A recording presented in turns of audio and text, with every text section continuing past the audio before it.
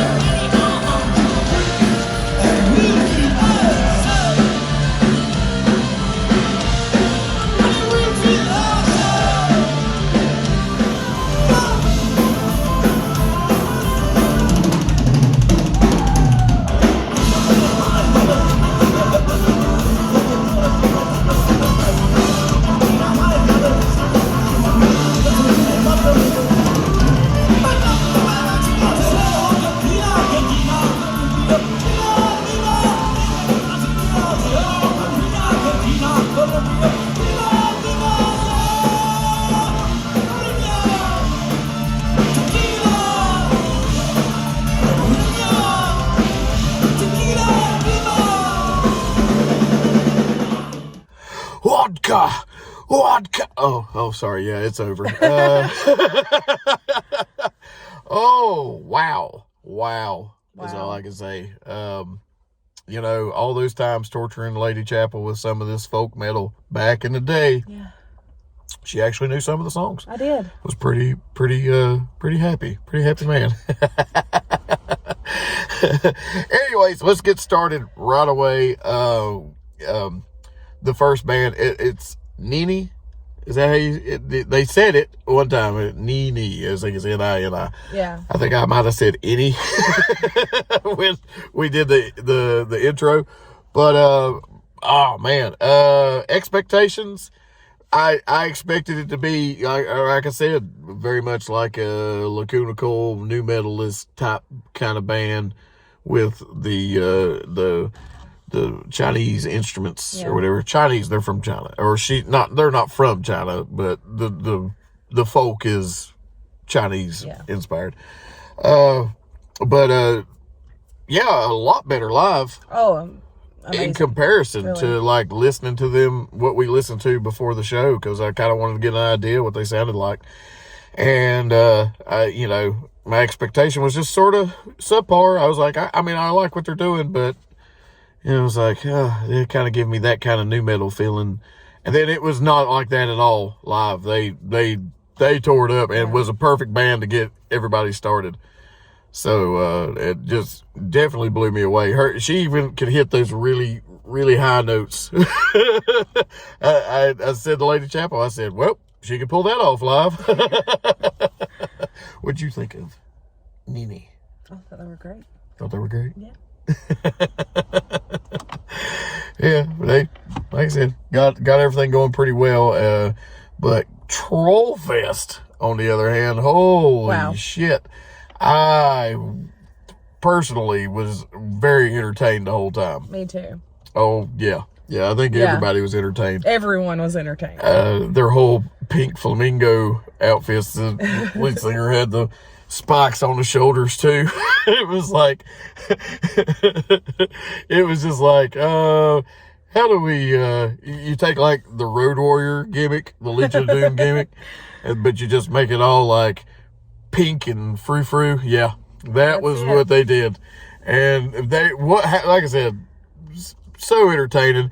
They even did a conga line. I know Lady Chapel got some footage of the conga line, and then we got pulled into the conga line.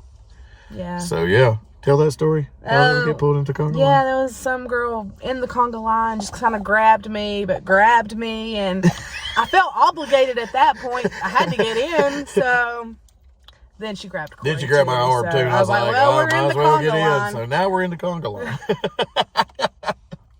But, yeah, and the whole, like, they had half the crowd kind of sit down or kneel down. We kneeled down. Yeah. And then stand up, and then they would switch and go back and forth. Then everybody just kind of went nuts. That was a first and great moment. I was tickled the whole time. And then we got to meet the whole band afterwards and got our picture taken with them. I'm going to show that right here. And they were still, you know, so cool. Afterwards, really just to come and take pictures dressed in their flamingo outfit. And they didn't even play the song. Didn't even play the flamingo song. I thought they would play it. And I was like, oh, well. But they didn't need to play it. They had the crowd for sure. Yeah. Just to be the second band. That whole crowd was definitely into them. Now we're going to move on from that to the Finnish Viking metal heroes. Ensiferum. Wow, I haven't seen those guys in a very long time live, and they did not the vocals, like I said before, when I first saw them and the vocal harmonies and stuff, they had the female keyboard player who did the harmony, which sounded really great, but the newest guy, I can't remember his name, I'm bad with names anymore, but the keyboardist now also does vocals. There's so many, everybody in that band almost does vocals. And so the harmonies were great. Everybody was hitting good highs, and, you know, and then, you know, still with some of the harsh vocals and stuff and the guitar solos. Holy crap. I was transported back to 2008, 2009 when I was really heavily listening to Ensiferum. So that was interesting. I know you know a few of those songs as well. I did. I know I tortured her with Ensiferum too back in the day. I was very hardcore into them for a minute. And oh man, I mean, the crowd was definitely, there was a good chunk of the crowd that I think was there for them specifically. Sure. It blew me away. They played songs I wanted to hear, so I was pretty happy about that. But getting to the main band, the main ones. Oh, Korpiklaani. I always said Korpiklaani. There's two A's right there, so it's Kalani. But I mean, we're talking about a Finnish. They play, it's like, they call it humppa. It's a type of polka music from Finland, and then mix it with metal, and they're kind of, it's a little folkish, and yeah, they just, you can't understand unless they're singing about booze. They're always singing in Finnish. So, so you know, if you speak English, you know tequila, you know vodka, beer, Happy Little Boozer. Happy Little Boozer was second, which really surprised me. I really thought they would save that till later. Yeah, I was like, okay, well, that'll get the crowd started. Just makes me think of my buddy Cole. Happy little boozer. What a great time. My only complaint was, I think his vocals could have come up. Yeah. They did bring him up a little bit after about the third song, but it still was kind of iffy. There was still times where he was singing and I couldn't hear him. Yeah, and it's like, I know he's singing. I can hear him, but I can't hear him from where we was. I was like, I know he's doing it. I was like, you know, and then there was one time where the sound dropped. I don't know what the sound guy did, but I was like, way to go to mess it up for the main band, sound guy. Everybody else sounded great though. Yeah. And Korpiklaani was the best. I mean, they really had energy that was just fun energy, kind of like Trollfest, you know, it's just that fun energy. Mm-hmm. And then it's like, leave it to a sound guy to kind of ruin it for everybody, you know. But you know what? That crowd still dug them. Everybody, even with those two things kind of happening, I'm glad we didn't get footage of the sound dropping and then coming back in. But I mean, everything else about it was great. We had a great time. Met some cool people and hung out with some friends that we knew that were there, and I don't know. I can't explain how good of a time. This is a good start of the year. Yeah. 2 shows in 2025, and the second show was definitely still a good indication that this is going to be a good year. So, anyways, I don't have anything else to say. Do you have anything else to say? Nope, I'm good. All right. Well, you know, in the words of Korpiklaani, you know, it's Jägermeister time. Also Jägermeister. They have Jägermeister, vodka, tequila. Oh, go out there, find you some good music.